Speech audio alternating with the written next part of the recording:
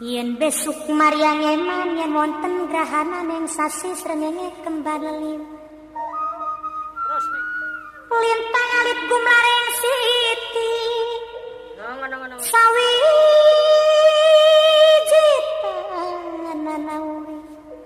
Sawiji tanana urip mung isun karo sampean mati amung kang swarga.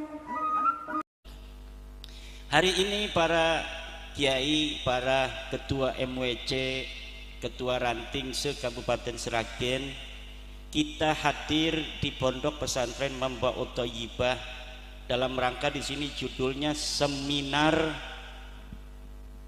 bedah tesis terputusnya nasab Habaib Ba'alwi oleh saya. Sebenarnya bapak-bapak kan sudah baca, sudah sering juga di YouTube bahwa klan keluarga Ba'alwi yang ada di Yaman, Hadramaut, yang pada tahun 1800 sampai 1900 pindah ke Indonesia, mengaku dirinya sebagai keturunan daripada Kanjeng Nabi Muhammad Sallallahu Alaihi Wasallam. Dari mulai mereka datang mengaku, ini tidak ada interupsi dari kiai-kiai Indonesia, dihusnudzoni saja bahwa mereka ngaku turunan Nabi. Yo monggo kita husnudzon saja mereka turunan Nabi. Tapi ketika akhir-akhirnya ada hal-hal yang aneh dari keluarga mereka, di mana ada sebuah jauh panggang daripada api dari pengakuan mereka sebagai keturunan Kanjeng Nabi dengan akhlak-akhlak yang ditunjukkan, dengan doktrin-doktrin yang ditampilkan. Ada yang ngaku lagi ceramah sebagai saya ini cucunya Rasulullah, dalam tubuh saya mengalir darahnya Rasulullah. Ada lagi yang menghina-hina ulama.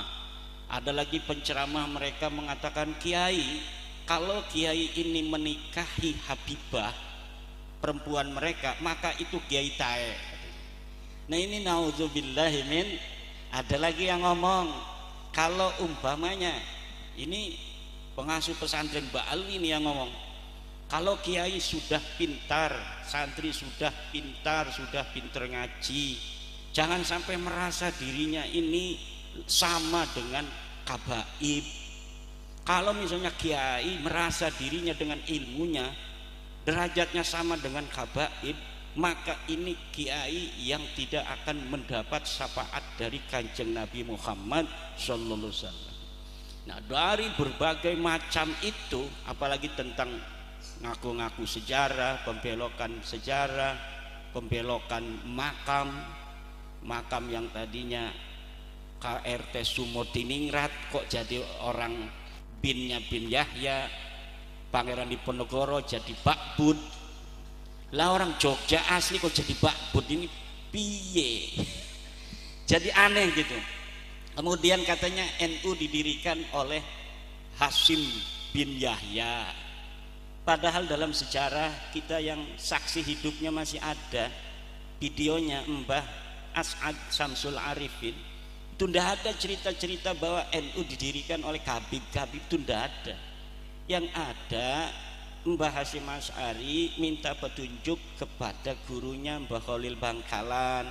Kemudian Mbah Khalil Bangkalan mengirimkan tongkat, mengirimkan tasbih kepada Mbah Hasyim bahwa keinginan untuk menyatukan kiai-kiai pesantren yang ada di Indonesia direstui, diantarkan oleh Mbah Khalil dengan perantara Mbah As'ad Samsul Ngarifin. Lah Mbah As'adnya baru meninggal, videonya masih ada, cerita tentang sejarahnya masih ada. Di situ ndak ada kabib-kabiban.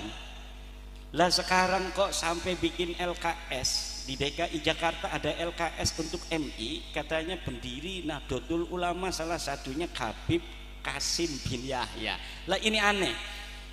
Banyak lagi. Ini tadinya video ini akan kita bisa tahu bagaimana pandangan mereka sih sebenarnya, sikap mereka terhadap Nahdlatul Ulama.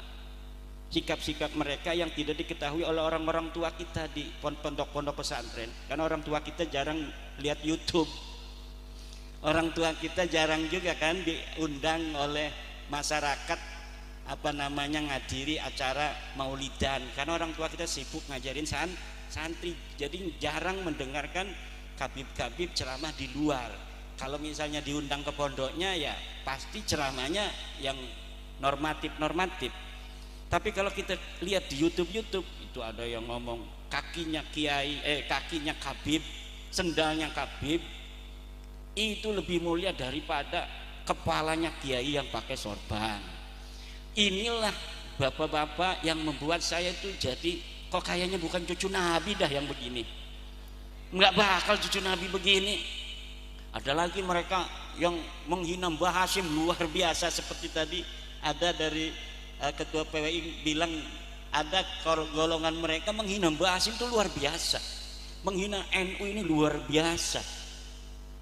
Tapi orang-orang tua kita banyak yang nggak ngerti. Kenapa? Orang tua kita jarang kayak kita. Orang tua kita itu jarang lihat HP, lihat megangnya tasbih. Hebatan orang tua kita jadi aman otaknya. Kalau kita liatin YouTube jadi kita tahu orang-orang jahat. Kalau orang-orang tua kita itu lihatnya Al-Quran, habis ngaji Quran di rumah, kemudian ngajar ngaji di majlis. Habis ngajar ngaji di majlis, megangnya tasbih. Allah, Allah, Allah, Allah. Nggak megang-megang HP. Paling megang HP juga nggak ada YouTube-nya, nggak ada WhatsApp-nya, yang bisa ngebel aja. Betul nggak? Lah, inilah jadi masih ada orang-orang tua kita yang belum tahu adanya fenomena-fenomena di tengah-tengah warga NU. Ini warga NU doang yang kena. Kalau saudara-saudara kita di Muhammadiyah itu nggak bakal kena doktrin kabib-kabib itu. Mereka nggak percaya mereka turunan Nabi dari dulu. Yang bahaya itu kita warga NU, karena warga NU percaya dari awal mereka turunan Nabi. Kalau Muhammadiyah, Al-Irsyad wa akhwatuha itu ndak bakal kena apa-apa. Paling mereka senyum-senyum lihat video-video Mi'raj 70 kali. Emang dari dulu gua kagak percaya melu. Tapi kita sekarang warga NU ini, saya ngomong petang-petong begitu, nerocos itu banyak juga yang ngomong naon eta Cina eta. Yang dari Sunda ngomong itu. Ngomong opo? Kata orang Jawa. Bahkan ada yang nganggap sesat segala macam. Ini Pak, saya dapat manuskrip, dapat Kutubung Qayyimah, ada kitabnya di abad 6 bahwa nasab mereka palsu. Ini buktinya, banyak kitab-kitabnya. Nggak percaya itu. Kan ada di dalam Al-Quran, lam yakunil ladzina kafaru min ahlil kitabi wal musyrikina munfakkina hatta ta'tiyahumul bayina pun munfakin, enggak berhenti. Rasulun minallahi yatslu suhufan mutahharah. Padahal sudah ada utusan yang bacain kitab suhufan mutahharah. Kalau sekarang memanuskrip gitu, tetap aja enggak percaya. Wa ma tafarraqal ladzina utul kitaba illa min ba'di ma ja'atuhumul bayyinah. Akhirnya yang bisa baca-baca kitab juga itu berbeda-beda pendapat. Dengan adanya tesis saya ini, yang bisa baca kitab pun berbeda-beda pendapat. Kenapa berbeda-beda pendapat? Karena ada kitab yang menerangkan mereka nyambung. Kitab apa itu? Kitab setelah mereka mengaku, yang ditulis oleh mereka sendiri. Namanya kitab Al-Burqatul Musyiqah. Jadi di abad 9 Hijriah mereka ngaku turunan Nabi, bikin kitab.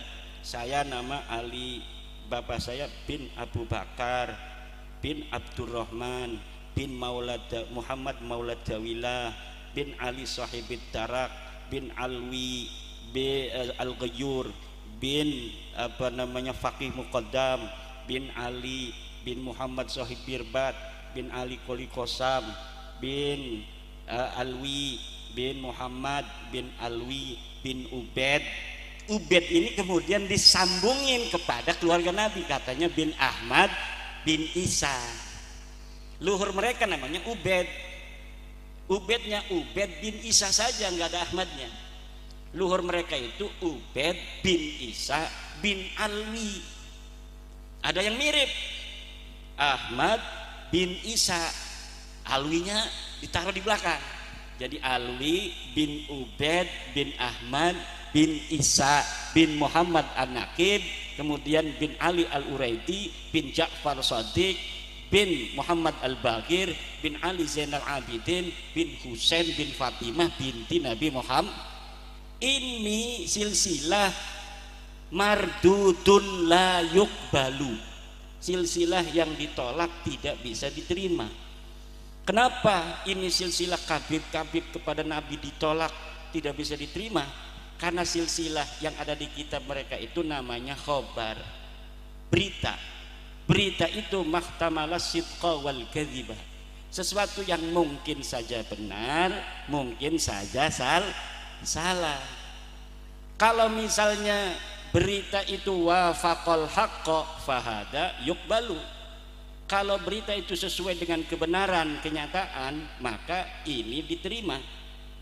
Ada berita ma khalafal haqqo fahada yuraddu, berita yang tidak sesuai dengan kebenaran, ini harus ditolak.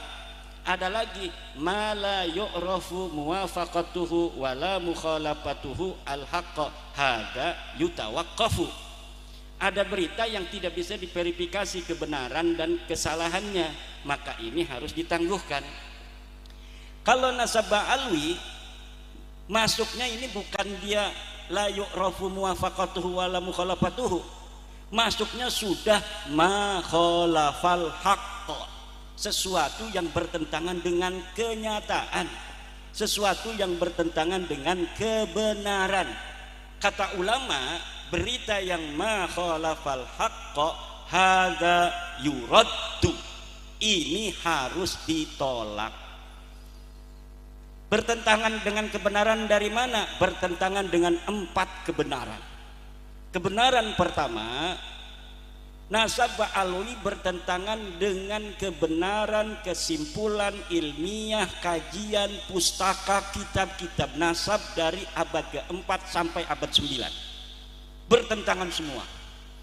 Kan ini Ahmad bin Isa yang dicangkok ini adanya di abad ke-4 Hijriah. Adanya di abad 4 Hijriah. Dia hidup abad ke-3, meninggal abad ke-4. Maka untuk memverifikasinya kita ambil kitab abad ke-3 dan abad ke-4. Kitabnya ada. Kitab sejarah-sejarah Ahmad bin Isa, anaknya berapa ada. Abad ke-3, ke-4, ke-5, ke-6, ke-7, ke-8, ke-9. Saya kumpulkan semua dalam teori sejarah namanya heuristik. Apabila kita ingin meneliti sebuah peristiwa sejarah, maka harus kita lakukan pertama itu heuristik, mengumpulkan seluruh bahan-bahan sumber-sumber sejarah yang berkaitan dengan peristiwa sejarah itu. Karena mereka mengaku di abad 9 Hijriah, namanya Ali As-Sakron. Yang diaku di abad ke-3 dan ke-4, maka kita cari kitab-kitab dari mulai abad 9 ke bawah sampai abad ke-3 dan ke-4.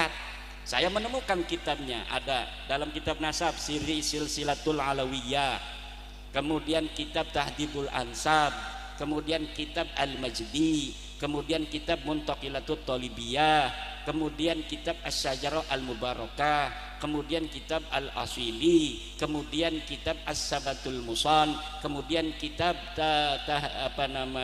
Ibnu Inabah, kemudian kitab An-Nabhah Al-Ambariyah. Itu kitab-kitab nasab. Kemudian kitab-kitab sejarah kita cari juga. Sejak abad ke-3 apakah sudah ada kitab sejarah yang ditulis? Di situ ada Sirah Ibnu Hisham, di situ ada kitab Tarikh Baghdad, ada yang di Yaman namanya Musallam Al-Lahaji di abad ke-5. Di Yaman juga ada Ibnu Samurah, namanya kitab Tabaqatu Fuqaha'il Yaman. Ada kitab Al-Janadi, ada kitab Al-Iqlil, ada kitab Al-Kamil fit Tarikh dan lain sebagainya. Semuanya saya baca, saya cari. Ini seorang namanya Ubaid yang ngaku anak Ahmad bin Isa. Apa bener dia anaknya Ahmad bin Isa? Boro-boro menemukan dia anaknya Ahmad bin Isa, uang-uangnya bae laka, uangnya orono, sosoknya ini ndak ada. Bagaimana bisa menemukan kesimpulan sosoknya tidak ada? Karena dia mengaku adanya di Yaman pada abad keempat. Kalau ngakunya di Yaman abad keempat, abad keempat kelimanya sudah ada kitab yang menerangkan tentang fuqaha Yaman, namanya Ibnu Samurah Al-Ja'di. Kata kitab Ba'lawi, ini Ubaid ini imaman mujtahidan, ulama besar yang jadi mujtahid. Lah kalau misalnya mujtahid masuk dong dalam kitab Tabaqat Fuqaha'il Yaman. Silakan cari bapak-bapak di internet. Truk Tabaqat Fuqaha'il Yaman abad kelima Ibnu Samurah Al-Ja'di. Nggak ada itu sosok Ubaid itu. Kemudian katanya dia punya cucu namanya Muhammad Shahib Mirbat pada abad ke-7 meninggalnya. Kita cari tuh di Mirbat itu ada ulama-ulama besar yang bareng dengan beliau, namanya Muhammad Ali Al-Qal'i, sama-sama meninggalnya di abad itu. Kita ambil kitab sejarah yang menerangkan Mirbat, kita dapat kitab Al-Iqlil yang menerangkan ulama-ulama di Mirbat, kita dapat kitab As-Suluk fi Tabaqatil Ulama wal Muluk yang nerangin ulama-ulama di Mirbat. Yang lain disebutin, Muhammad Shahib Mirbat ini tidak disebutin. Katanya dia gurunya guru, ulama di Mirbat semua muridnya dia. Tapi kenapa murid-muridnya ada, dianya kagak ada? Karena memang itu hanya nulis-nulis saja. Kayak sekarang ini gurunya Anu, ini mendirikan NU, ini menjadi penentu tanggal kemerdekaan Indonesia. Peristiwanya nggak begitu. Pak Anhar Gonggong mengenai bagaimana Soekarno benar malam-malam itu ke rumah Habib sebelum membacakan proklamasi, ya nggak ada. Bagaimana dia ada di rumah Habib, orang dianya habis dari Rengas Dengklok kemudian langsung persiapan membacakan teks proklamasi sampai jam 6, sampai dia nggak puasa karena sakit. Ada beritanya, sejarahnya ditulis, dia sampai pagi nggak bisa tidur, salah lagi, dibuang lagi, salah lagi, ditemenin oleh orang banyak, dan tidak ada peristiwa dia ke rumah Habib minta doa, minta restu untuk membacakan teks proklamasi. Tapi kan sekarang ditulis, banyak juga akhirnya yang percaya, dibikin juga YouTube-nya. Apalagi kalau yang ngomong orang besar, yang ngomong orang gede, ulama besar, waliullah, ya orang banyak percaya. Tapi qad tabayyana rusdu minal ghai, telah jelas yang baik dan yang buruk, telah jelas sekarang mana yang benar, mana yang salah. Nasab mereka tidak terverifikasi, nasab mereka bertentangan dengan kebenaran kitab-kitab nasab. Yang kedua, nasab mereka bertentangan dengan kebenaran tes DNA. Ini yang sulit dibantah ini, qot'i ini. Kalau tes DNA itu qot'i.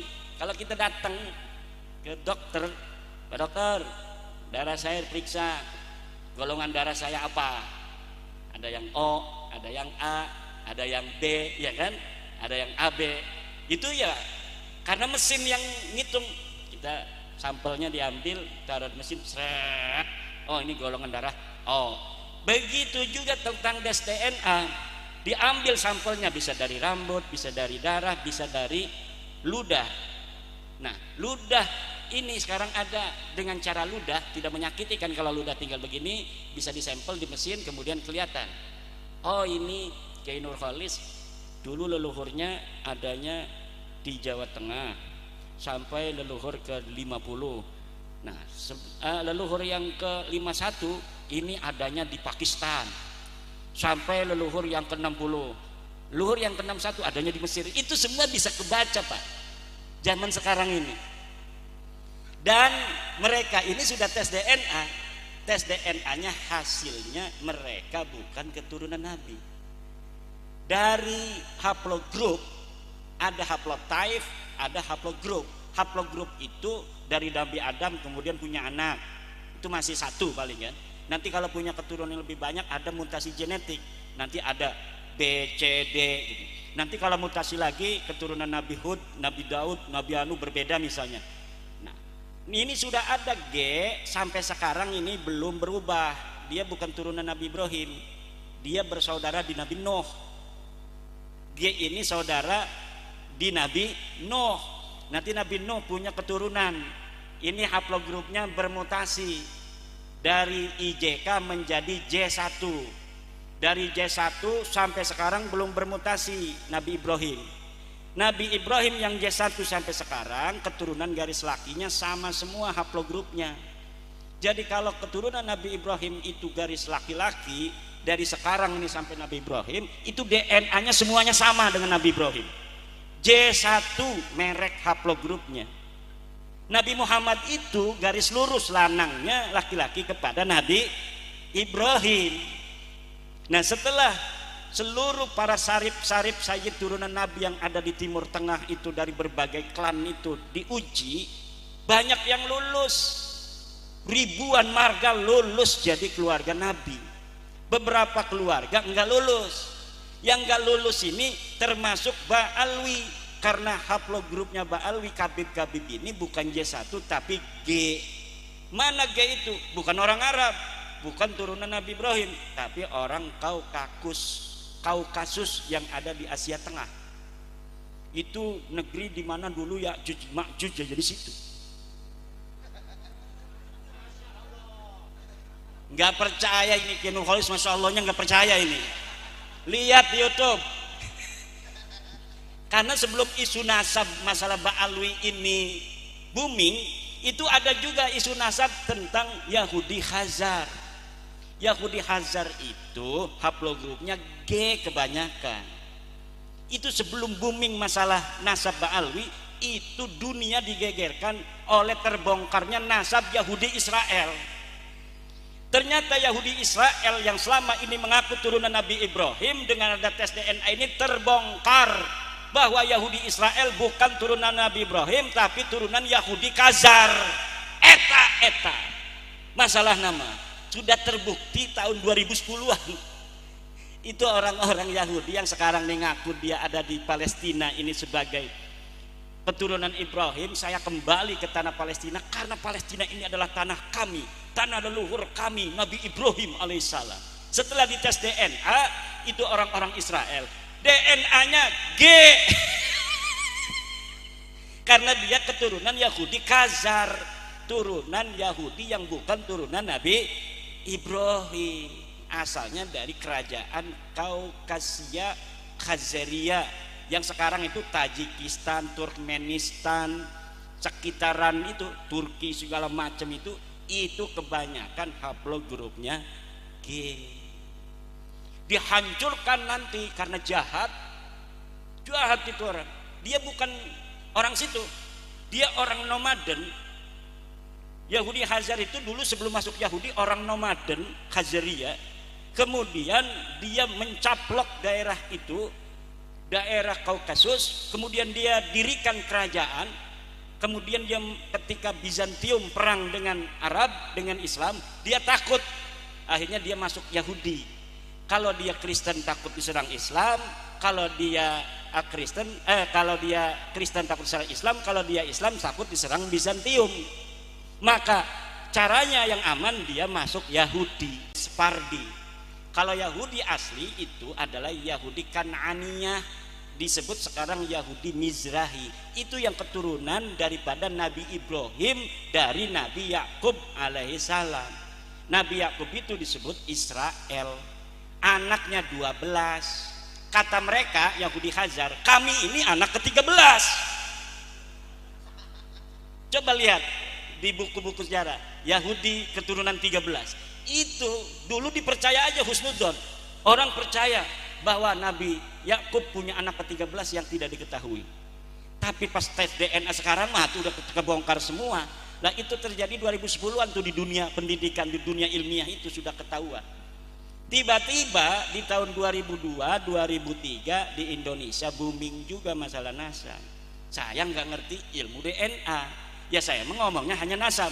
Tapi sekarang dari Badan Riset dan Inovasi Nasional kan sudah buka suara bahwa setelah diteliti dia masuk ke family tree DNA sudah didapatkan 180 orang kabib kabas. Mesin itu ya kak namanya mesin tes COVID itu banyak orang nggak percaya dulunya. Sampai polisi diomong bohong, katanya polisi bohong. Sampai polisinya aja yang ada yang nggak percaya itu. Saya punya teman polisi nggak percaya COVID. Kenapa? Ya otaknya dia belum bisa nerima, masa iya katanya orang bisa kena COVID begitu langsung mati segala macam. Tapi ternyata ilmu pengetahuan memang tidak bisa dilawan. Saya ini orang nggak mau vaksin, nggak mau juga swab. Saya pernah diundang Kiai Maruf Amin untuk khutbah. Anaknya ngebel, katanya suruh abah suruh khutbah, nggak mau kata saya. Kenapa? Nanti suruh di swab. Saya nggak berani swab. Nggak mau saya di swab. Nggak katanya. Kenapa nggak berani? Nanti kalau saya positif, santri saya suruh pulang semua kata saya sama polisi. Nggak katanya, nanti kalau positif kena COVID nggak bakal dikasih tahu katanya. Yang penting tidak ketemu abah kalau misalnya positif. Oke kalau begitu. Akhirnya saya mau. Tapi akhirnya saya yang kurang percaya sama COVID itu kena. Taunya dari rokok. Kok rokok ini kayak kabel begini? Saya lihat di YouTube ciri-ciri kena COVID. Jadi indera penciuman perasa ini hilang. Dan kalau ngerokok itu katanya nggak ada rasanya. Wah, kayaknya kena saya nih. Betulan saya punya adik sarjana kesehatan. Dek, punya nggak tes COVID? Ada Kang katanya. Bawa. Bisa nggak di sini kita tes? Bisa. Tapi tolong nanti kalau positif jangan kasih tahu siapa-siapa. Karena nanti dipanggil bupati suruh di karantina di hotel. Walaupun enak di karantina di hotel, nggak mau kita kayak ada orang di penjara begitu kan. Tolong jangan kasih tahu. Iya Kang, nggak apa-apa. Akhirnya pas dites DNA kan dilihatin aja. Seret. Waduh, positif Kang. Waduh. Udah, santri mau salaman. Nggak mau. Saya nggak mau salaman sama santri. Kalau ada orang tua wali murid datang, saya nggak mau nemuin. Kalau santri saya tetap ngaji. Kenapa? Takut dia pulang karena santri itu kan masih gagah. Dia itu mungkin sudah kena corona. Kalau dia pulang ke rumah, nanti nyebarin corona di rumah. Karena kebal kalau santri-santri dia punya hijib bakar sama hijib Bukhari. Akhirnya semua orang percaya adanya COVID. Buktinya banyak kiai juga yang jadi korban syahid dalam corona. Ini ilmu pengetahuan Pak, kita serahkan pada ahlinya. Begitu pula dengan tes DNA. Saya nggak berani ngomong tes DNA sebelumnya, Kiai Sabilul Huda belum pernah ngomong saya. Kenapa? Karena takut. Karena kalau ditanya saya nggak ngerti. Tapi sekarang ahli DNA dari Badan Riset Indonesia sudah ngomong, dia digaji negara loh, bahwa saya telusuri di dalam Family Tree DNA dan situs-situs jasa DNA yang lain, para kabib-kabib Baklawi ini mustahil keturunan Nabi besar Muhammad sallallahu alaihi wasallam. Pakai bahasanya batal, nasabnya ditolak, nasabnya adalah terputus. Tidak ada mustahil, nggak ada. Tapi tes DNA berani itu para pakar-pakar DNA, karena mereka mah ilmu pengetahuan sains yang empiris yang dapat dibuktikan. Maka mereka berani ngomong bukan hanya batilun mardudun munqatiun, tapi mustahilun bi annahum min abna'i Rasulillahi Muhammadin sallallahu alaihi wasallam. Mustahil mereka itu cucu Nabi, anak turunan Kanjeng Nabi Muhammad sallallahu alaihi wasallam. Udah, kalau itu tes DNA pakarnya udah ngomong, sebenarnya udah selesai. Tinggal mau nerima apa tidak. Mau tobat apa? 550 tahun. Satu Masehi, Nabi Isa lahir. Nabi Isa wafat 37 Masehi. Umur 37 wafat. Wafat menurut versi Kristen ini ya. Kemudian dia disebut oleh Paulus sebagai anaknya Allah, bin Allah.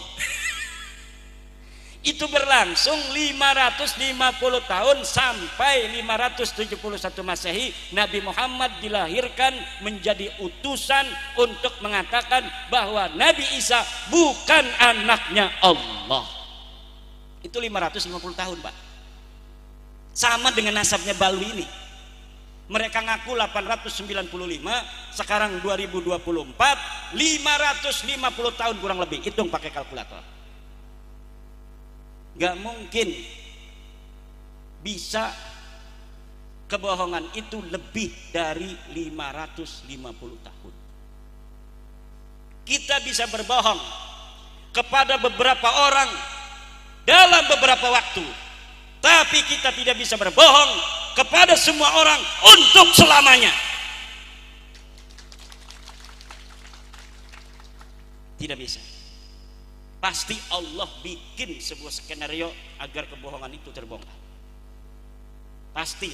Dan ini alhamdulillahnya kita ini, terutama saya sama orang Sragen, yang mau menerima. Yang tidak mau menerima ya tidak apa-apa. Orang Nabi Muhammad ngomong bahwa Nabi Isa itu bukan anak Allah, sampai sekarang masih banyak yang percaya kok.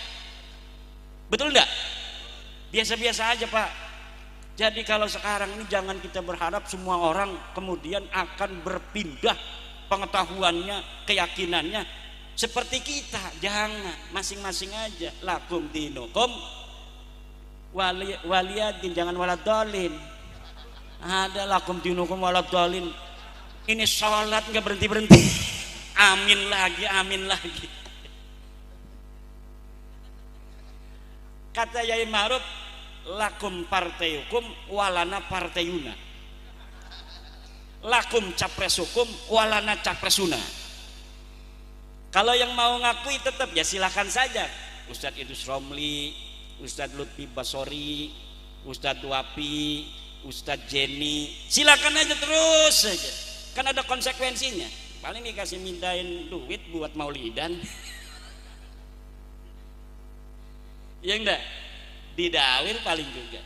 Konsekuensi biasa-biasa saja. Jadi kita berbeda itu biasa. Yang enggak biasa, kalau ada yang enggak percaya jangan marah, itu aja. Gimana? Kalau kita enggak percaya ada Rasulullah minallahi yatslu suhufan mutahharah, ya jangan marah. Seperti sekarang ini toleransi. Orang yang nggak percaya Nabi Isa anaknya Allah, monggo. Yang masih percaya, monggo. Lakum dinukum waliyadi.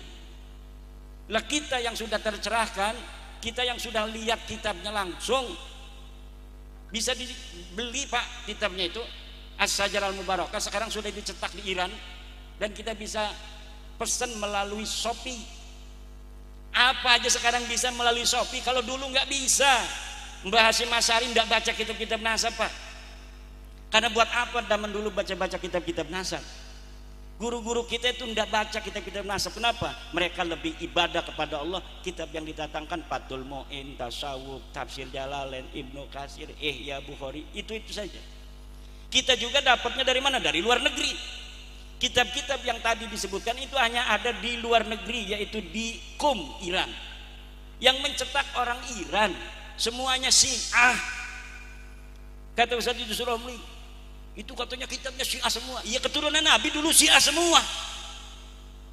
Turunan Nabi dari Husain itu sampai abad ke-5 semuanya Syiah. Makanya aneh, ada Ubaid katanya dia orang madzhab Syafi'i di abad ke-5. Bohongnya ketahuan. Karena seluruh turun Nabi dari jalur Husain semuanya adalah mereka jadi imam-imamnya, mereka jadi pemimpin-pemimpin Syiah. Bagaimana kita mengetahui kitab-kitab nasab kalau bukan mereka yang nulis? Yang nulis mereka orang-orang Syiah. Abad ke-6 baru dari Ahli Sunnah wal Jamaah, namanya Imam Fakhruddin Ar-Razi, mengarang. Itu walaupun dia ahli sunnah, tetapi dia adalah muhibbu ahlil bait, dia pecinta ahli baitnya Nabi. Makanya dia mencatat seluruh keturunan ahli baitnya Nabi. Itu mulai dari situ ada orang-orang ahli sunnah yang menulis nasab para keturunan Nabi. Tapi di abad ke-5 sampai abad ke-3 semua yang nulis orang Syiah. Tuh Syiah asli itu, yang ada di Yaman itu Syiah aslinya ada di Son'a. Di Son'a itu sekarang yang lagi perang sama Inggris, sama Amerika, itu keturunan Nabi yang sahih, namanya Ar-Rasi Al-Hausi. Jadi dulu pemimpin seluruh orang Yaman namanya Ar-Rasi, Qasim Ar-Rasi. Dia penguasa di Yaman, turunan Nabi dari jalur Husain. Kemudian berketurunan sampai sekarang. Ya kalau ada perang di depan, itu orang-orang Hausi sekarang yang menguasai Yaman. Kalau perang di depan, kalau Ba'alawi nggak ada di dalam ceritanya itu. Dia perang, seluruh perang di Yaman nggak ada beritanya dia ikut perang. Tapi setelah perang nanti nulis. Ini keluarga Al-Qatiri perang dengan keluarga Al-Kuwaiti yang menjadi penengahnya pendamainya adalah Al-Habib Anu bin Anu. Begitu nulisnya. Padahal tidak ada yang begitu-begitu. Itu bisa dibuktikan di dalam kitab-kitab sejarah Yaman. Nah kalau orang Jawa sekarang aja kita kakak perang, betul nggak? Dulu kita tukang perang Pak, leluhur-leluhur kita, apalagi orang Solo Raya. Waduh, perang melulu. Dikit-dikit perang, pengen ganti bupati perang. Itu siapa? Joko Tingkir sama Aryo Penangsang perang. Suto Wijoyo itu perang, segala macam itu perang-perang melulu. Makanya kita ini alhamdulillah sekarang negaranya Indonesia. Jangan sampai Indonesia ini bubar. Karena dengan Indonesia ini kita aman tentrem. Sampai kita bisa bikin pondok dengan aman tentrem ini karena aman. Kalau dulu kita baru kita bikin pondok aman 5 tahun ya kan, kemudian datang panggilan jihad. Wih katanya ada provokator datang, ini katanya Aryo Penangsang telah membunuh Pangeran Anu, kita ini berarti jahat, kita harus hancurkan. Ikut lagi tuh orang Sragen. Ini enggak Kiai Riyad ini kalau adanya di zaman Suto Wijoyo segala macam ini nggak bisa bangun ini karena orangnya ketahuan pengennya gerak aja, pengen perang, pengen berjuang. Ini yang datang semua orang yang pengen berjuang semua, apalagi Banser sama Laskar Sabilillah. Orang lagi aman aja tadi ngomongnya tuh nyanyinya, kami siap mati. Kenapa orang lagi aman begini kok ada polisi, ada tentara? Betul nggak? Karena apa? Gen kita gen perang dari zaman Ken Arok kita perang melulu. Dan otaknya perangnya pakai taktik Ken Arok itu kan luar biasa. Jadi kita taktik Ken Aroknya ada, Joko Tingkirnya ada, yang wali-walinya kayak Syekh Sunan Gunung Jati yang ahli syariat ada, yang tukang bacok orang Sunan Kudus ada, yang ahli tata pertanian Sunan Ampel ada, macam-macam ini keturunan daripada orang Jawa ini, orang Nusantara. Ini harus dijaga warisan-warisan oleh siapa? Oleh kita. Hal-hal yang baik dari leluhur kita, yaitu agama yang rahmatan lil alamin, sehingga orang Jawa ini merasa semuanya agama Islam ini sesuai dengan budaya Nusantara, budaya Jawa. Hal-hal yang tidak baiknya, apa yang tidak baik? Politik itu di zaman kerajaan tidak baik. Kenapa? Saudara dengan saudara kalau bapaknya mati, ini dia bersaing ingin jadi raja. Ini nyari pendukung, yang ini nyari pendukung, akhirnya perang saudara. Itu yang tidak baik dari leluhur kita. Dan sekarang ada jawabannya. Apa jawabannya? Negara Kesatuan Republik Indonesia. Kita jaga Indonesia yang Pancasila ini, yang semua warga bagi negara Indonesia adalah sama. Tidak ada perbedaan manusia Indonesia dilihat dari keturunan siapa. Yang turunan Ken Arok misalnya tidak boleh jadi kiai, dia harusnya jadi tentara. Nggak ada begitu. Karena kiai-kiai walaupun sekarangnya soleh-soleh begitu tukang tirakat aja, ada turunan Ken Aroknya juga. Kalau dia ngaku turunan Raden Pata, ya pasti ada turunan Ken Aroknya yang ngeliatin Ken Dedes. Betul nggak? Kalau turunan Raden Pata, Brawijaya, pasti ada turunan Ken Aroknya. Maka keturunan itu bagi bangsa Indonesia tidaklah penting. Kemanusiaan yang adil dan beradab itu artinya adalah semua manusia bagi negara Indonesia sama. Dia mempunyai hak dan kewajiban yang sama sebagai warga negara Indonesia.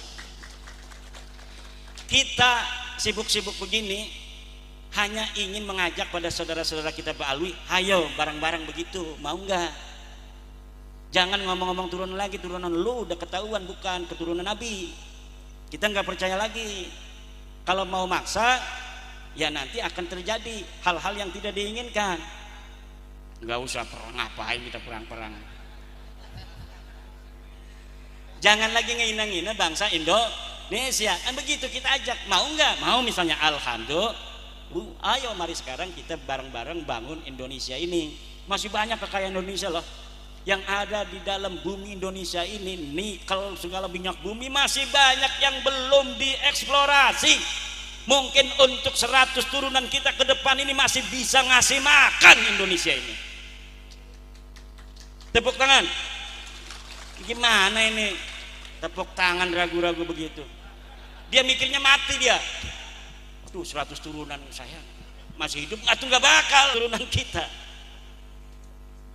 Ini yang ada di dalam tanah Indonesia ini Pak, ini kaya raya, ini negeri surga. Indonesia ini negeri surga. Jangankan daratnya, lautannya itu banyak minyak. Bahan dari untuk membuat nuklir itu ada di Indonesia. Kalau orang Indonesia bikin nuklir gampang, kita nggak perlu bahan dari luar, dari dalam negeri Indonesia ada. Minyak kalau hanya untuk memenuhi kebutuhan masyarakat Indonesia saja udah cukup. Padi kita makan cukup, Sragen kurang, banyak tuh di Banten tuh sawah bisa dikirim ke Sragen. Kalau misalnya kurang, di Kerawang paling banyak itu sawah, sampai ada peraturan tidak boleh membangun bangunan di sawah dan sangat dipersulit kalau jual sawah itu di daerah Kerawang.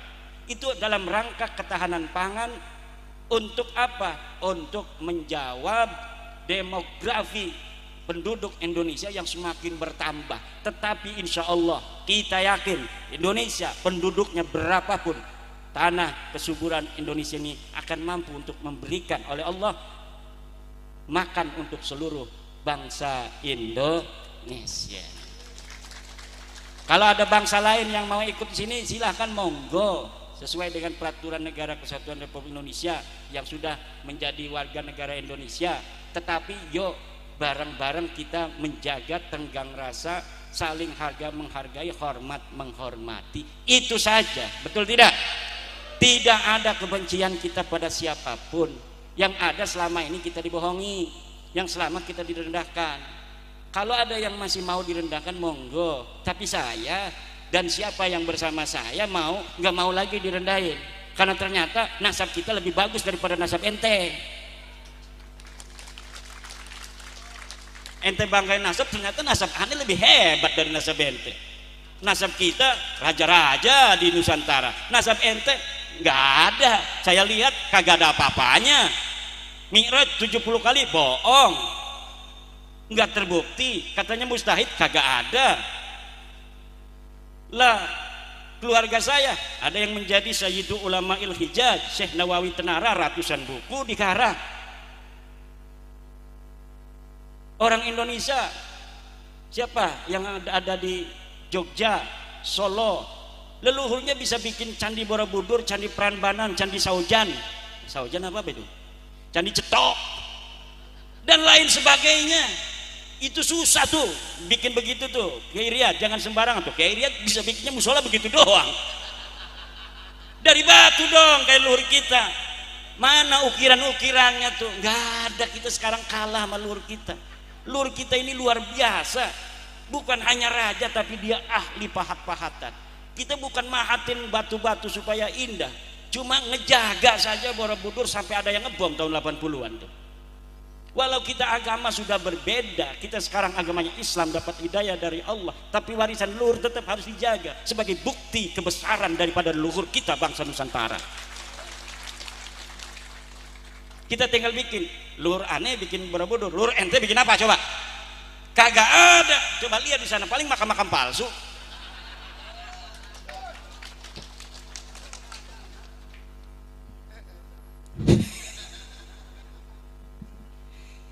Bukan bikin sejarah, bikin masalah.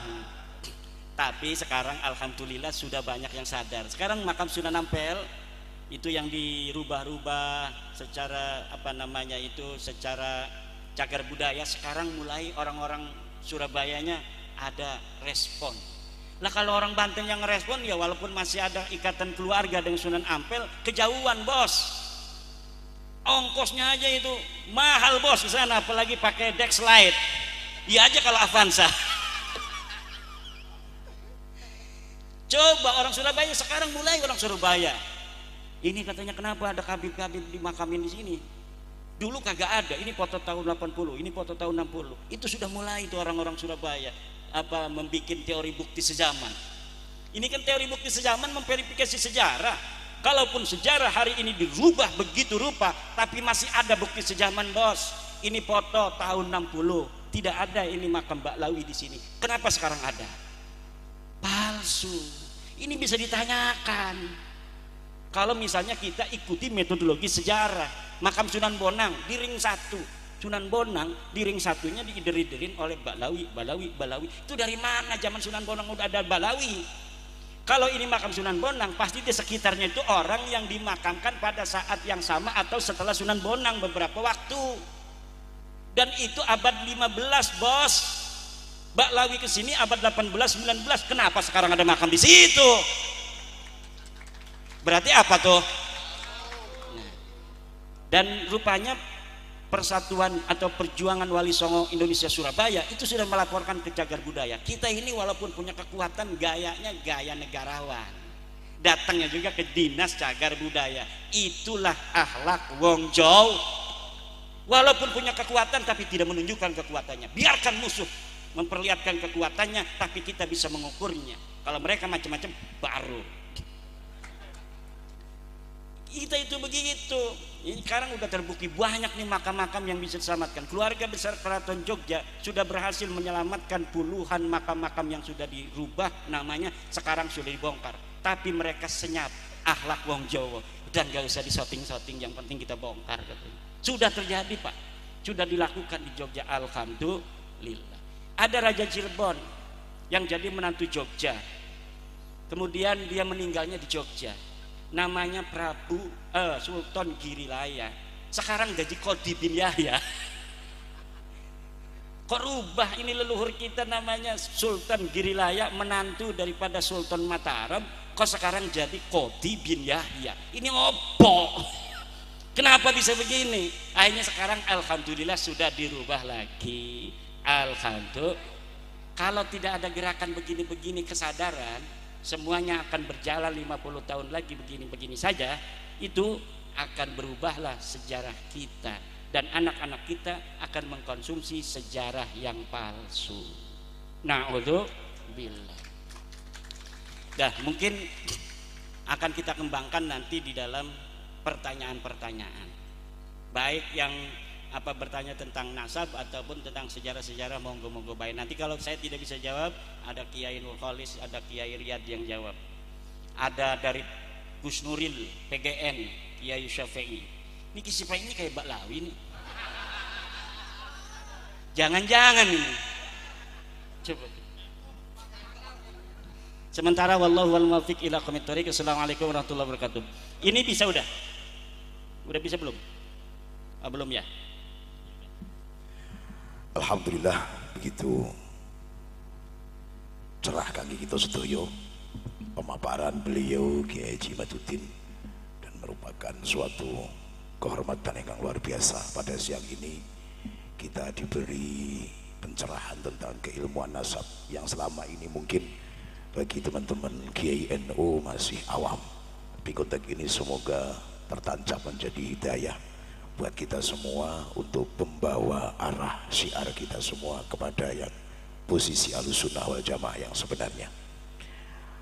Dumateng para hadirin sedaya pun niki mangke pilih usai ini pun acara jam 12. Mila niki tasih wonten kisaran 45 menit. Monggo saking para kiai ingkang badhe caos pitakonan mangke fa insyaallah menawi wonten kesempatan untuk beberapa pertanyaan saged kita kondisiaken. Salajengipun wekdal saha papan kawula sumanggaken dumateng para kiai beserta wontenipun seminar wonten ing siang punika. Sumangga ingkang badhe kagungan pitakonan kangge panjenenganipun Kiai Imam. Sumangga. Sinten? Tiga rumiyin ngoten nggih. Halo.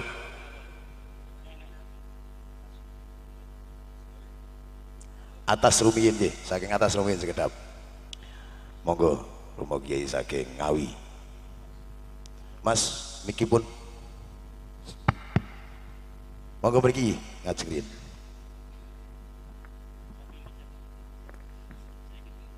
Assalamualaikum warahmatullahi wabarakatuh.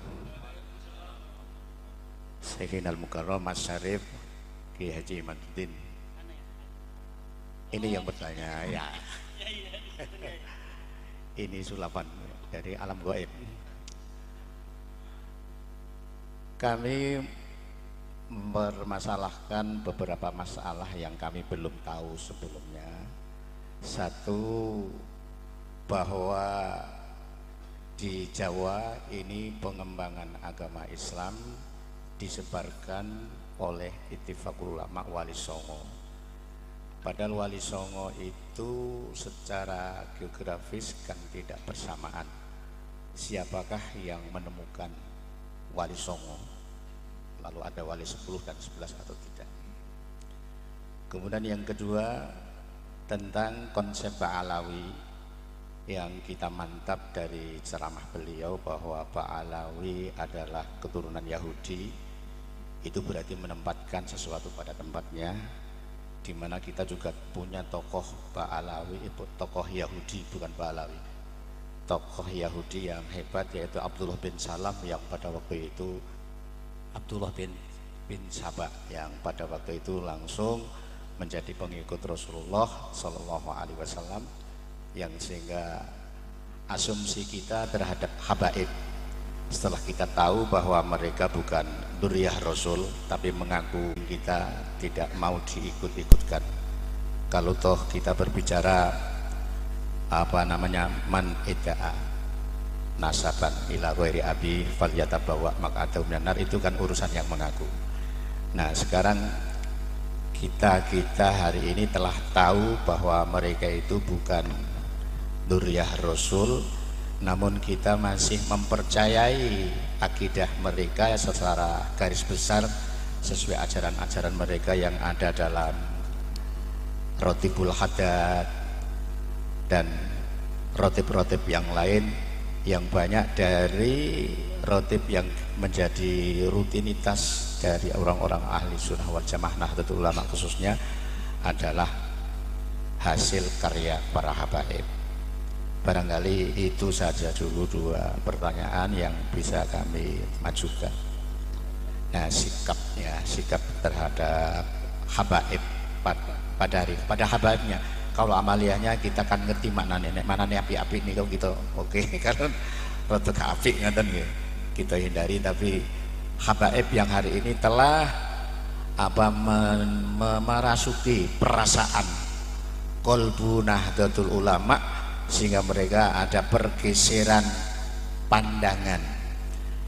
Mereka lebih mengkesampaikan kiai-kiai Nahdlatul Ulama pada haflah-haflah mereka, sementara haflah Nahdlatul Ulama didominasi oleh para habaib, yang sementara kita orang yang pribumi ini menjadi penyandang dana.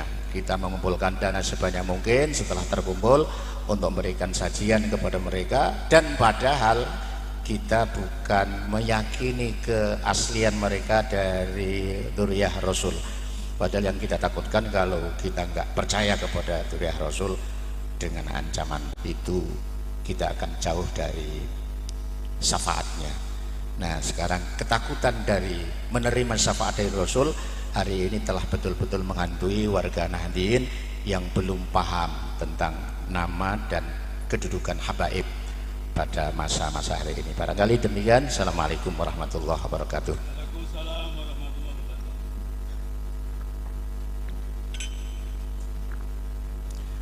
Salajengipun monggo nggih. Saking pundi? Sebut asmanipun, Pak. Saya Abdul Rauf Samani dari Sambung Macan. Mohon pencerahan Bapak Kiai Haji Dr. Imaduddin Usman Al-Bantani. Di lapangan khususnya di wilayah Sragen sangat-sangat masif berkembang qosidah Simduduror, kemudian Rotib Al-Haddad yang notaben beliau diakui sebagai wali. Pertanyaannya, bagaimana cara membatalkan kewalian mereka? Das kumumet lur. Saya mantan Asyadul Muhibbin, karena secara materi saya diuntungkan dekat dengan Habib, tarif saya ikut naik ya. Kemudian yang kedua, ketika kita memisahkan diri dari mereka nggak bahaya tak buat kita? Maka matur suwun. Terima kasih. Assalamualaikum. Iya, Pak, terus Mbak Luan. Wonten setengah malih mungkin dipun jawab kalian panjenengan iman. Assalamualaikum warahmatullahi wabarakatuh. Waalaikumsalam warahmatullahi wabarakatuh.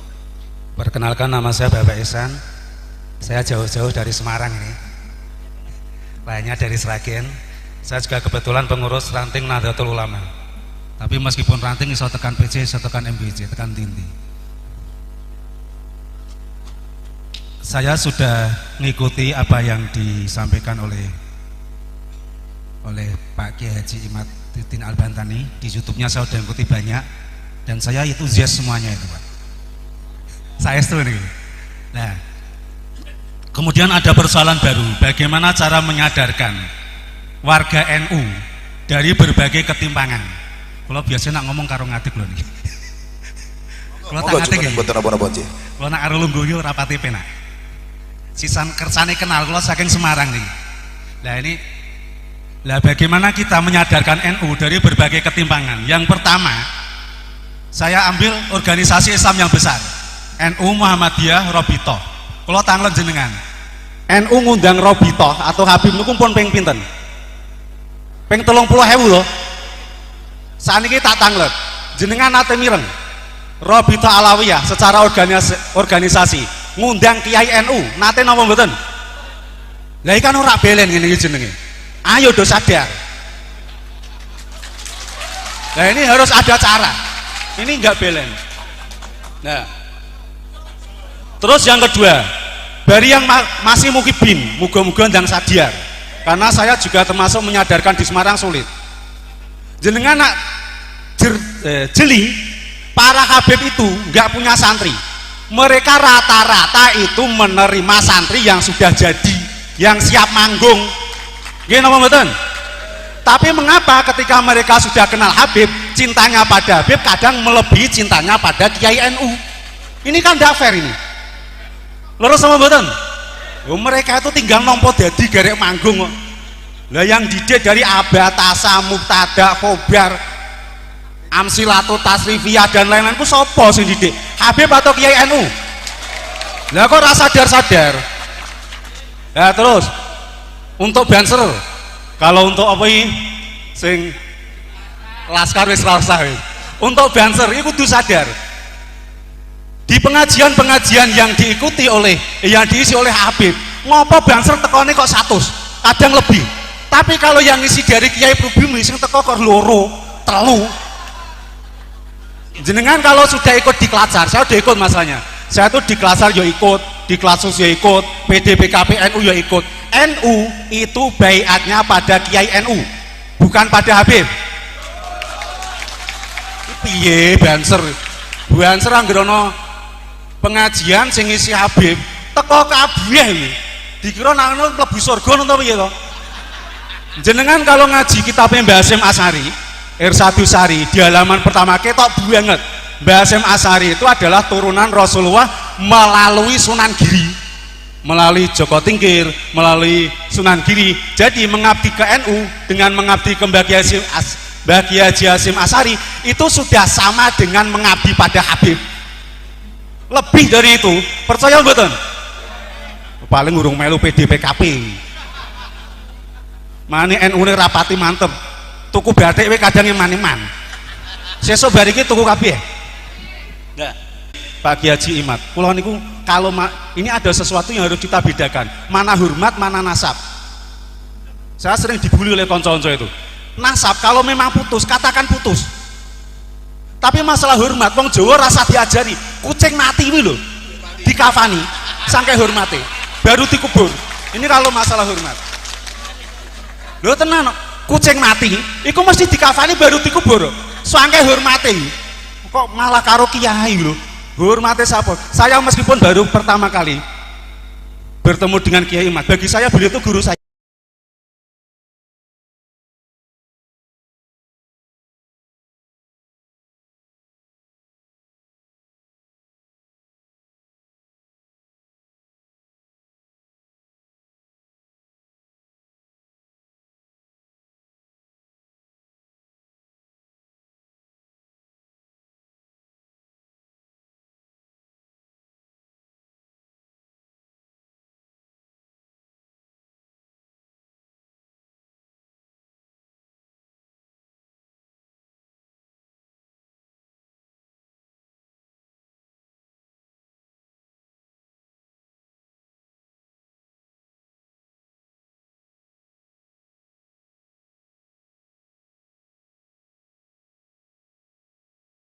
Waalaikumsalam warahmatullahi wabarakatuh. Niki saya Pak Ihsan iki testimoni. Dadi kangge penyemangat kita sedaya. Yo sewu imat menika saking pertanyaan saking Ngawi. Bahasanya Jawa menika penyambung Islam Wali Songo. Siapakah yang menemukan Wali Songo, dan ada ritme yang Wali Songo, Wali 10 dan yang lain-lain ini mungkin masih melalui proses pengkajian yang mendalam. Sebab Wali Songo niku namung identitas wali yang berjumlah 9, bukan pada masa angkatan keberapa.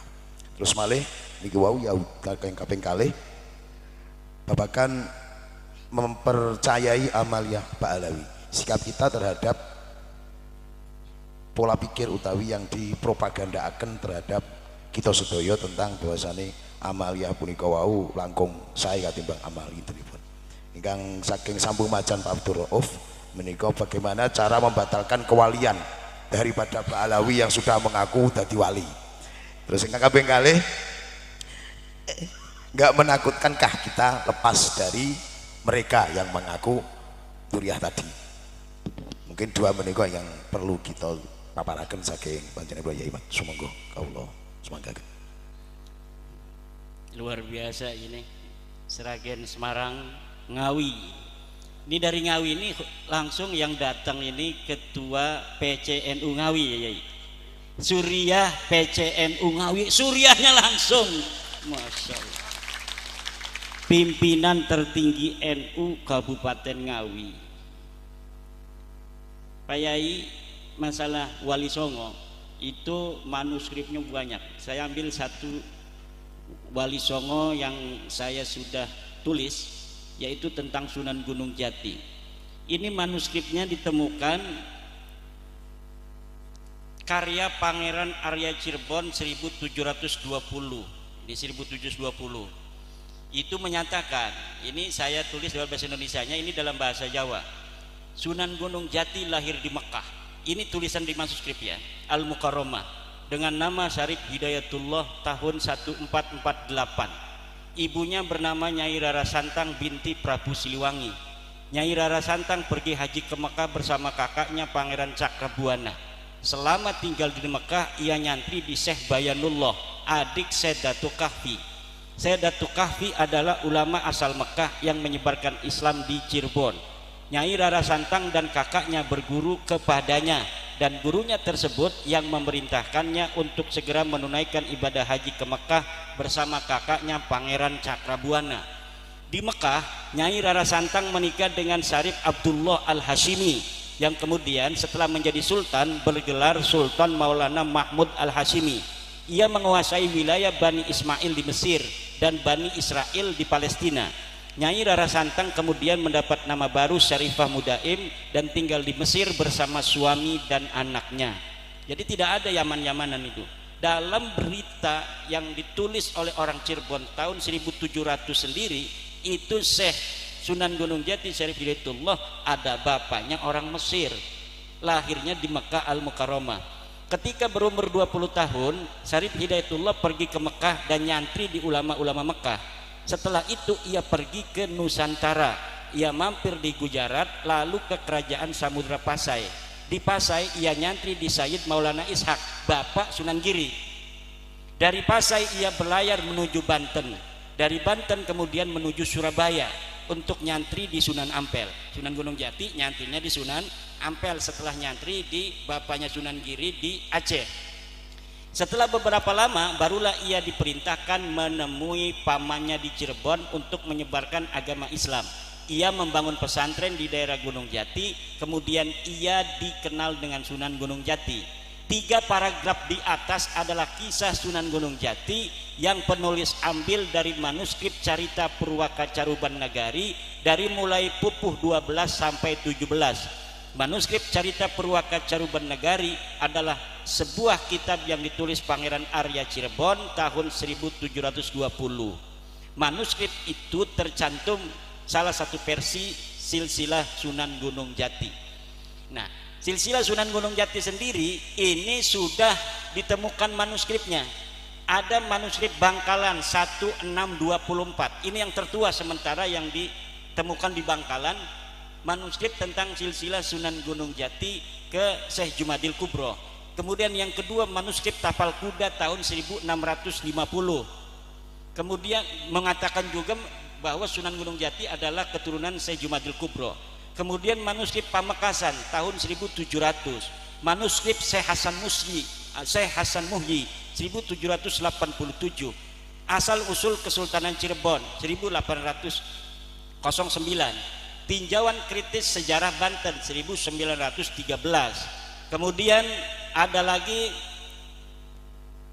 kemarin dari Pangeran Qodiran, Patih Kesultanan Cirebon, saya mendapatkan stempel-stempel keluarga-keluarga Keraton Kanoman yang distempel oleh kerajaan Belanda. Kemudian setelah negara Indonesia terbentuk oleh negara Indonesia, itu silsilahnya juga ke Musa al-Kadzim.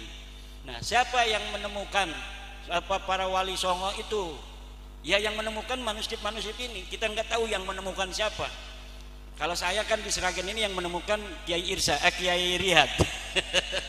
Tapi waktu itu saya belum tahu, karena manuskrip yang kita temukan menyebutkan beliau adalah lahir di Mekah Al-Mukarramah. Jadi orang-orang kita di sini dulu, contohnya di sini, Pangeran Cakrabuana asli orang Cirebon, itu sudah pergi haji pada abad ke-15. Tahun 2024 kita pengurus MNC banyak yang belum pergi haji. Banyak ngerokok melulu.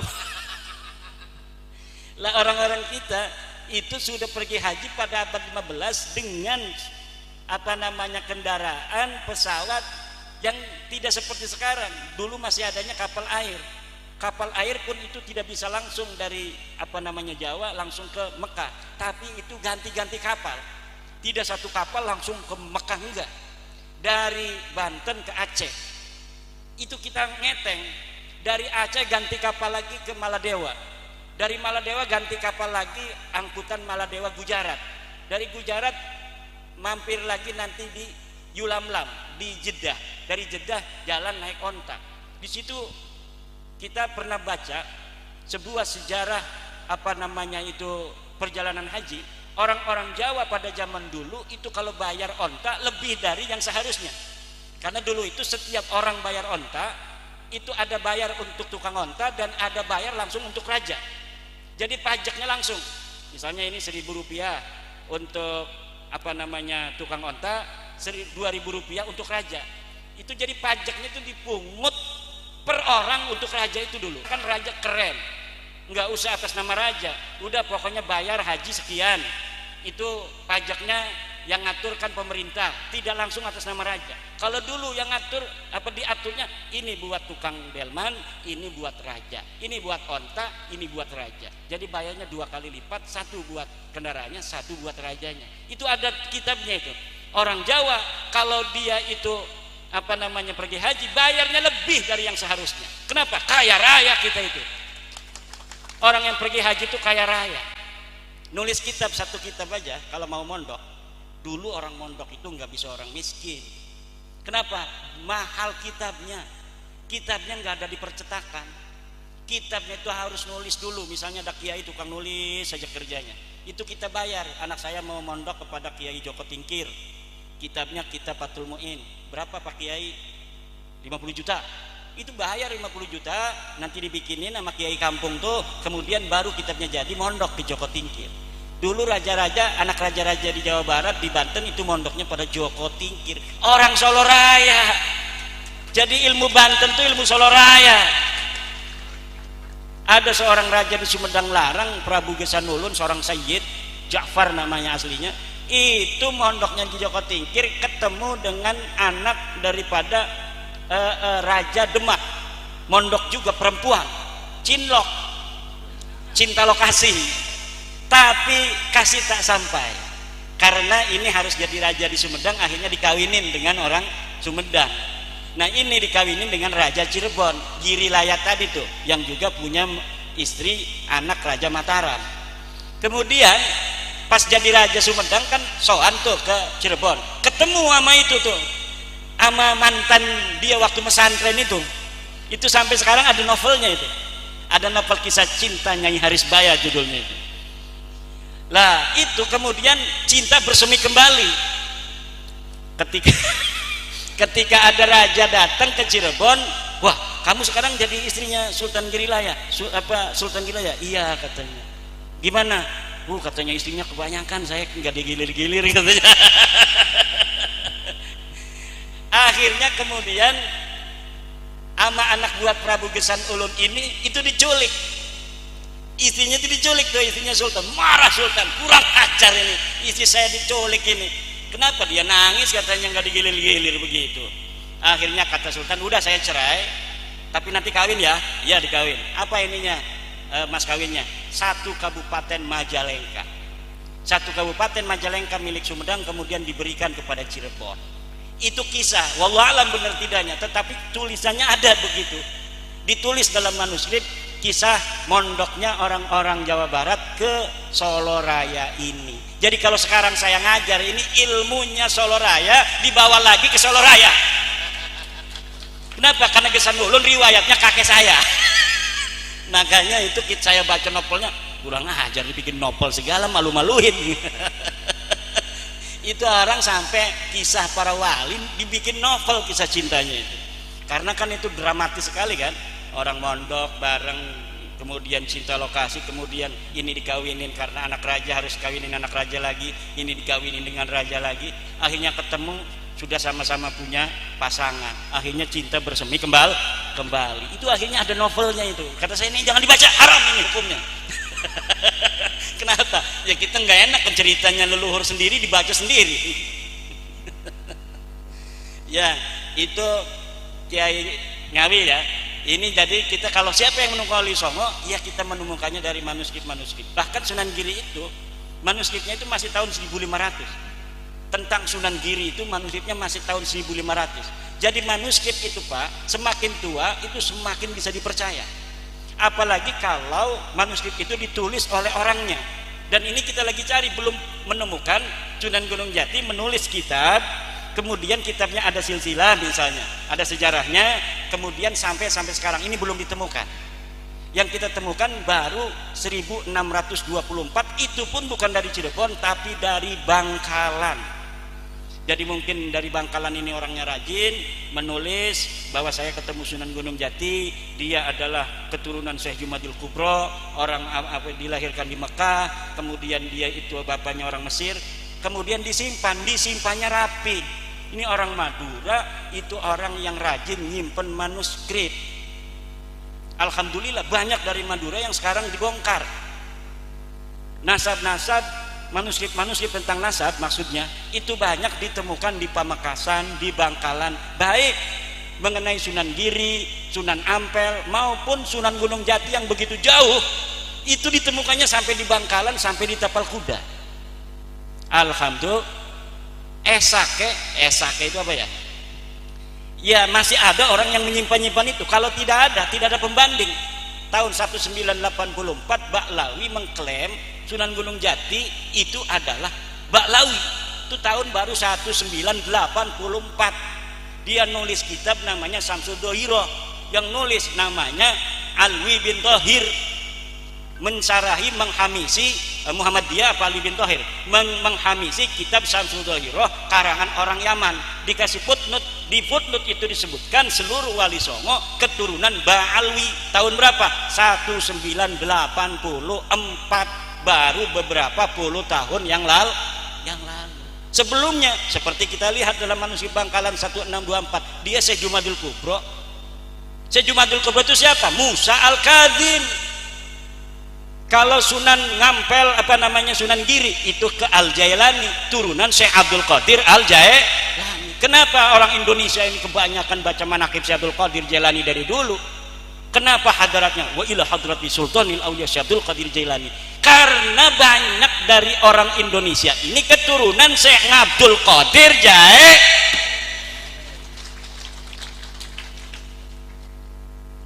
Baik yang diketahui silsilahnya maupun tidak, mendingan nggak tahu Pak. Kalau tahu nanti diminta tes DNA. Mau tes DNA? Udah, kita lebih baik dapat barokahnya daripada leluhur kita, tapi kita nggak tahu silsilahnya. Itu lebih tawaduk ke hati kita. Kadang-kadang kayak saya kan tadi keceplosan juga. Itu leluhur saya, itu keceplosan. Ngaku-ngaku begitu kan? Coba kalau nanti tes DNA sama enggak?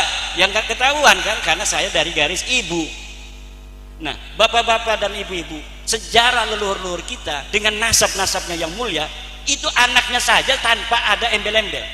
Mbah Mun dari Sarang itu ngomong dalam sebuah YouTube, Sayyid Ja'far Sunan Kudus, anaknya aja udah nggak pakai Sayyid.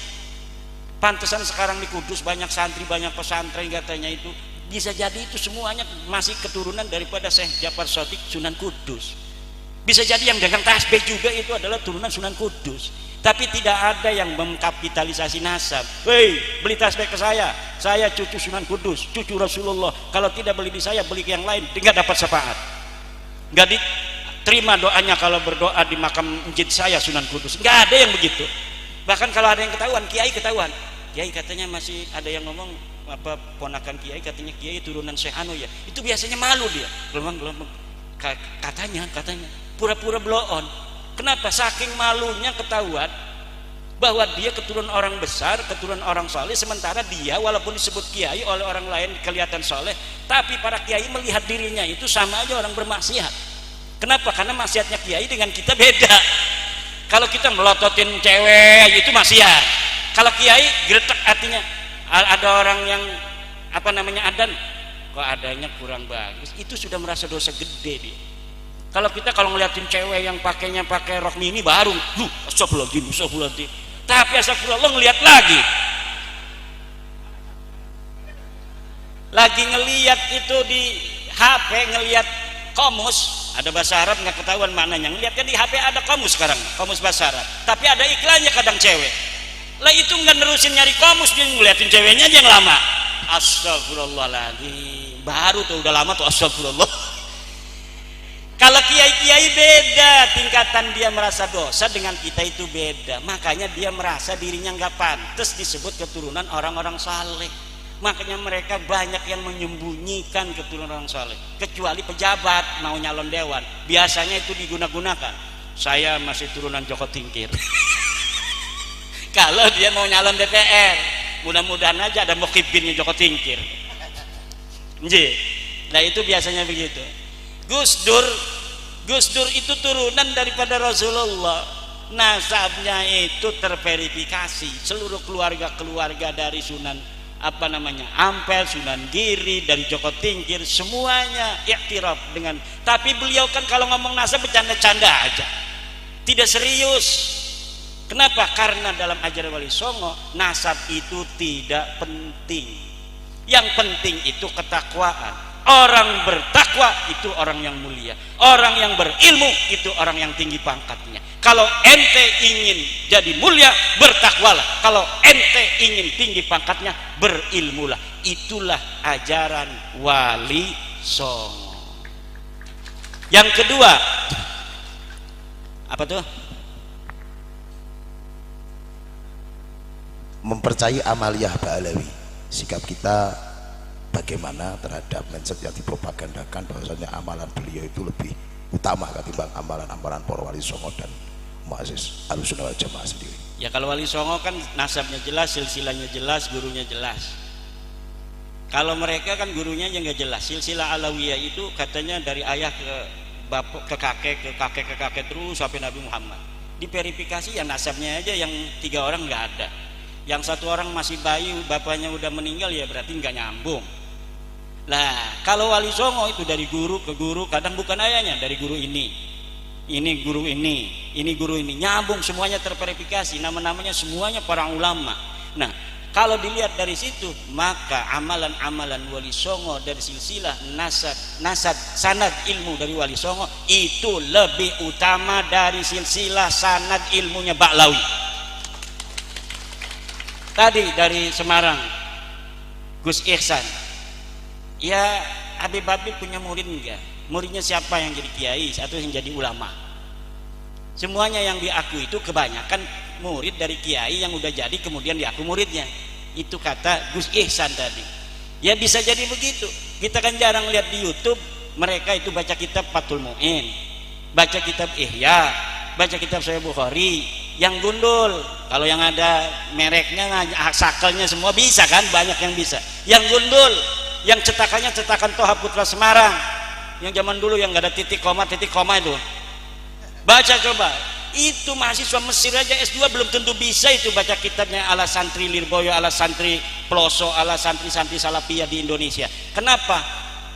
Santri di Indonesia bukan hanya bisa membaca, tapi faham akan ilmu balaghahnya, paham akan ilmu badiknya, paham akan ilmu ma'aninya, paham akan apa namanya itu faidah, ada sin, faidah, ada hamzah apa, gimana mana konsekuensinya apa. Itu kiai-kiai kita dalam memahami agama begitu universal, begitu komprehensif, dan dapat diandalkan untuk bisa menjaga agama Islam tetap murni ila yaumil qiyamah. Jadi betul, saya setuju dengan Gus Ihsan tadi itu. Banyak yang penceramah baca selawat aja jadi ulama besar kalau dari Balwi, betul nggak? Kiai-kiai kita, santri-santri kita udah tamat Fathul Mu'in, baca kitabnya hebat, yang nggak dianggap apa-apa, kalah sama tukang selawatan. Tukang selawatan pakai udang-udang kayak saya aja udah kayak jadi ulama. Baca Fathul Qorib kagak bisa, ada yang baca kitabnya dari kiri dulu, kan aneh itu. Baca Quran, coba baca Quran aja lah, baca Quran. Ada enggak misalnya dibaca Quran seperti santri-santri? Wa nunazzilu minal Qur'ani ma huwa shifaa'un wa rahmatun lil mu'minin wa la yazidudz zalimina illa khasara. Misalnya kayak kiai-kiai kita kan kalau baca buku Quran begitu. Pernah nggak dengar mereka itu ngegeriang-geriang ngaji Qurannya? Enggak, kalau nada Quran itu kalau masuk ke hati beda, bos. Ya kan? Cara baca Quran kalau sholat, coba ada yang siaran langsung tuh, Kabib yang siaran langsung, dengerin cara nada Qurannya bagaimana. Itu mirip dengan Quran apa yang begitu nadanya? Saya nggak ngomong ya, tapi dengerin, perhatikan. Ada siaran langsung seorang Kabib yang baca Fatihah dan baca Quran. Dengerin gaya baca begitu sebenarnya gaya apa? Bukan.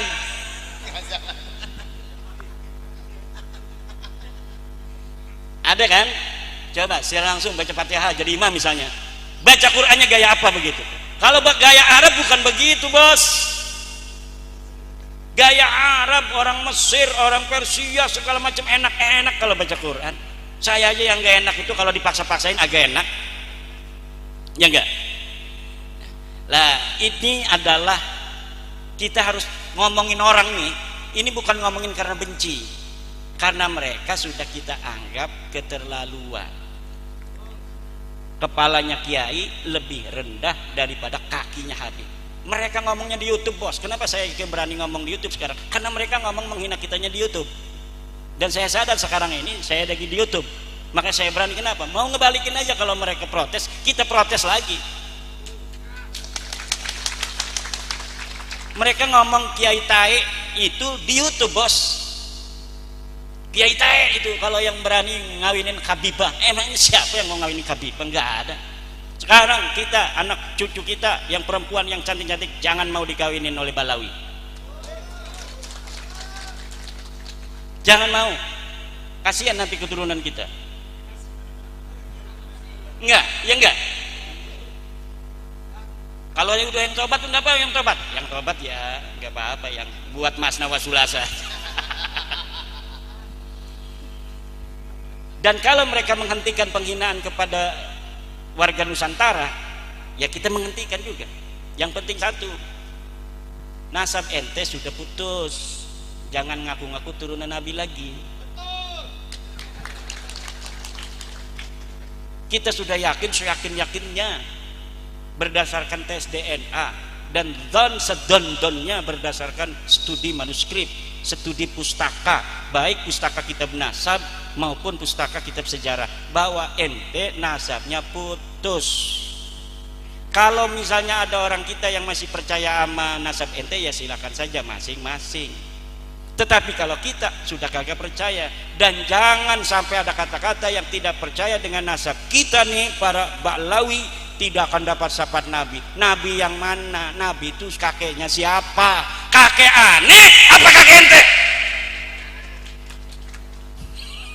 Kan mereka ngomong begitu tuh dulu. Dulu ngomong begitu, kakek aneh apa kakek ente? Yang diomongin itu di sidang saudara saya. Saudara saya itu kiai dari Jawa Barat, turunan Nabi dari Sunan Gunung Jati.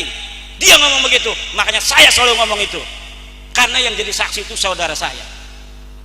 Ngomong dia suruh adzan segala macam, kiainya diam-diam aja nggak tahu sejarah dia. Ya katanya. Makanya saya yang ngomong mewakili bahwa ente sekarang kakek aneh apa kakek ente itu Nabi Muhammad sallallahu alaihi wasallam. Ya ini malah lagi balas-balas. Karena ini dari Allah tuh balasannya semuanya terlihat. Dulu mereka ngomong begini.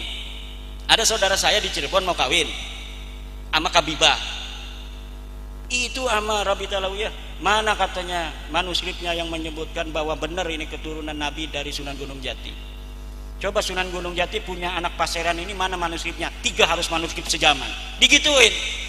Paseran punya anak ini, mana manuskrip sejamannya?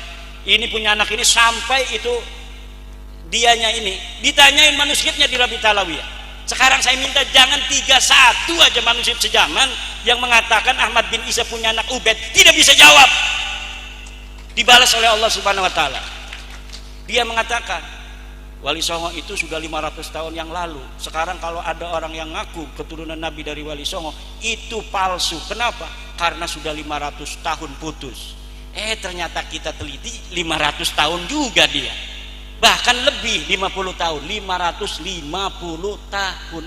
Jadi apa yang mereka katakan selalu dibales dan dibalikan oleh Allah Subhanahu wa taala.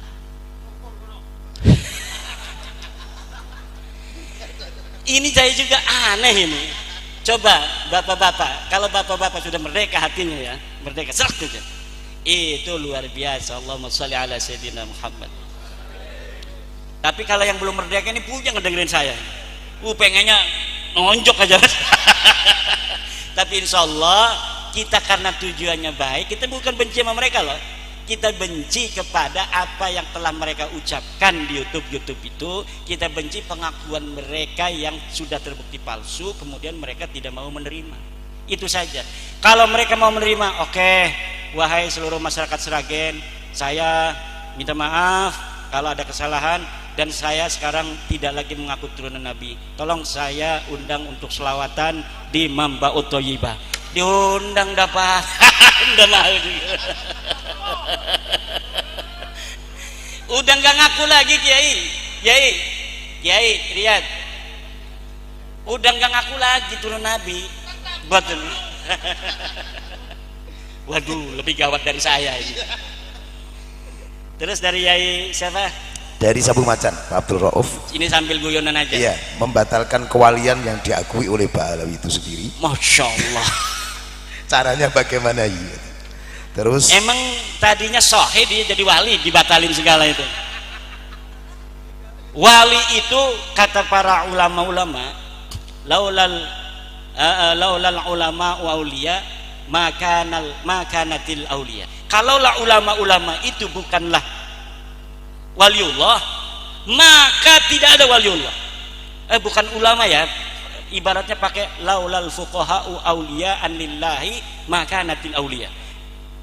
Kalaulah para ahli fikih yang ngaji Fathul Mu'in, Fathul Qarib itu bukan para wali, maka tidak ada para wali.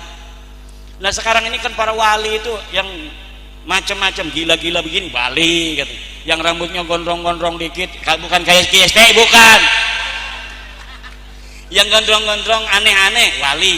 Padahal wali itu Kiai Riyad itu waliullah. Dari mana taunya? Dari santrinya yang ngaji kepada dia. Karena wali itu adalah ulama yang ngajarin ilmu. Cuma ini apa namanya, definisi wali itu bergeser. Kenapa bergeser? Kita bukan hanya dipengaruhi oleh ajaran Islam, tapi juga ajaran-ajaran non-Islam. Karena tradisi yang semacam wali-wali ini juga ada di agama-agama lain. Para pendeta-pendeta segala macam itu ada di agama lain sebelumnya yang diwakili orang suci. Coba orang gila di India itu, yang beragama Hindu India itu, kalau ada orang gila diem aja begini, disembah langsung. Saya pernah lihat di YouTube ada orang gila di pasar itu, dia diem aja nggak bergerak-gerak begini. Itu setiap orang yang lewat sujud dulu. ada lewat sujud lagi. Kenapa? Di agama lain pun ada tradisi yang seperti Indonesia, orang-orang suci yang disebut di Indonesia atau dalam agama Islam para wali. Sebenarnya definisi kewalian di Indonesia itu apa di dalam Islam itu sudah jelas di Al-Quran. La ala inna awliya Allah la khaufun alaihim walahum. Ciri utamanya adalah tidak ada takut terhadap apa yang akan terjadi dan tidak ada sedih terhadap apa yang sudah terjadi.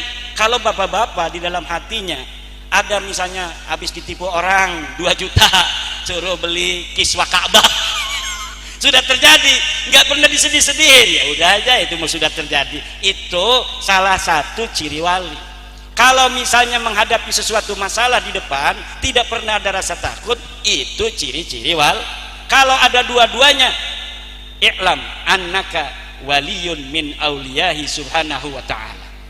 Kalau kita tidak ada rasa sedih terhadap apa yang sudah terjadi, tidak ada rasa takut terhadap apa yang akan terjadi, maka ketahuilah bahwa Bapak sudah mempunyai ciri utama dari seorang wali, yaitu la khaufun alaihim walahum yahzan.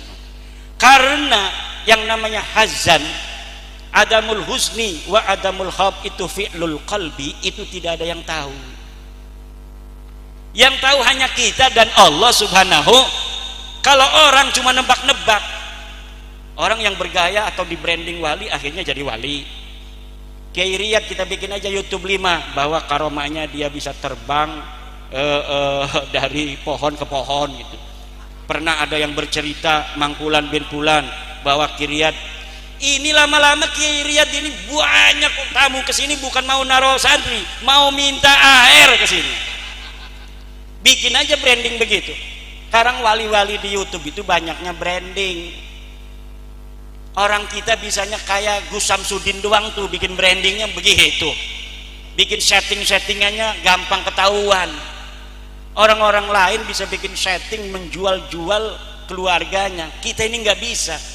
Orang sekelas yang sudah ngaji tamat Fathul Mu'in aja nggak bisa kita jual.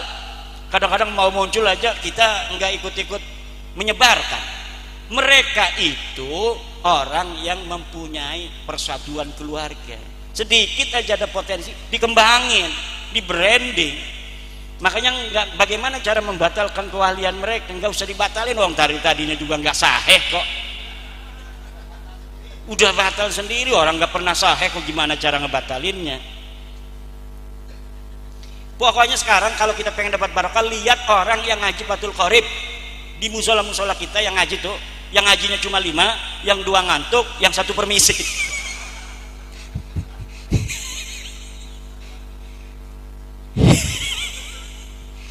Bacanya Fathul Qorib, gak ada yang bawa Fathul Qorib. Lah itu wali Allah yang akan membawa abadinya agama ila yaumil qiyamah. Walaupun dia nggak punya santri, ngajarin bapak-bapak begitu manfaat untuk ibadahnya bapak-bapak. Kalau yang ngajarin santri itu luar biasa Pak, karena capek ngajarin santri ngasih amplop kagak. Kalau kita pengajian bapak-bapak begini, apalagi majelis sholawat, kan orangnya kaya-kaya. Udah ada yang dagang bakso, ada yang dagang jamu, dia amplop banyak. Makanya orang lebih seneng jadi majelis sholawat daripada ngurusin pesantren. Karena pesantren itu paling setahun sekali baru inget itu bapaknya. Gimana? Tapi kalau yang ngaji itu bapak-bapak begini nih, misalnya acara bulanan lah, acara rangkaian segala macam, itu kan kalau ada rizki bapak itu ada aja yang dapat rizki, orang udah banyak mah. Itu ngasih kepada gurunya. Makanya orang yang ngajarin santri pangkatnya di sisi Allah lebih besar. Kenapa? Karena capek. Yang kedua, mereka adalah calon pewaris para nabi yang akan melanggengkan ajaran Allah, ajaran Rasul ila yaumil qiyamah. Ada orang itu yang maunya hanya enak-enaknya saja, nyari jamaah. Ya, kalau ngajarin santri kagak mau, capek. Kalau nyari jamaah kemana-mana enak. Saya ini orang yang tidak suka pergi dari pesantren sebenarnya. 2018 saya sudah tidak mau lagi diundang-undang. Di kampung saja paling menantu yang ngewakilin riung-riungan itu. Saya fokus ngajar santri. Tapi 2023 ini terpaksa, karena kita membuka tentang nasabah alu yang putus, orang-orang mau dengar langsung, saya rela. Karena saya anggap ini pun manfaat buat agama Allah. Allah. Kebetulan juga saya punya badal 18 badal. Kalau saya nggak ngaji, badal pertama gantiin, badal pertama nggak ada, badal kedua sampai 18 badal saya itu. Yang saya sudah kader untuk menggantikan saya apabila saya sedang tidak ngajar ngaji. Itu. Ada lagi pertanyaan, ini bukan pertanyaan Ki Ihsan, ini adalah masukan yang luar biasa. Ya. Bagaimana cara menyadarkan warga RU, warga NU dari ketimpangan? Gimana menyadarkannya? Ya begini, ini mungkin salah satu cara menyadarkan.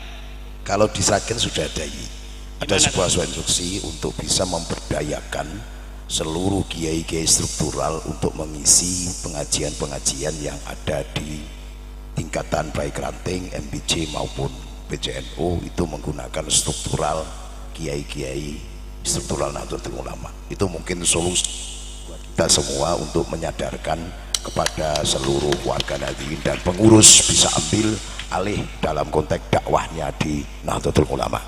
Ini sudah nggak terasa jam 12, saya harusnya ada pengajian lagi. Monggo.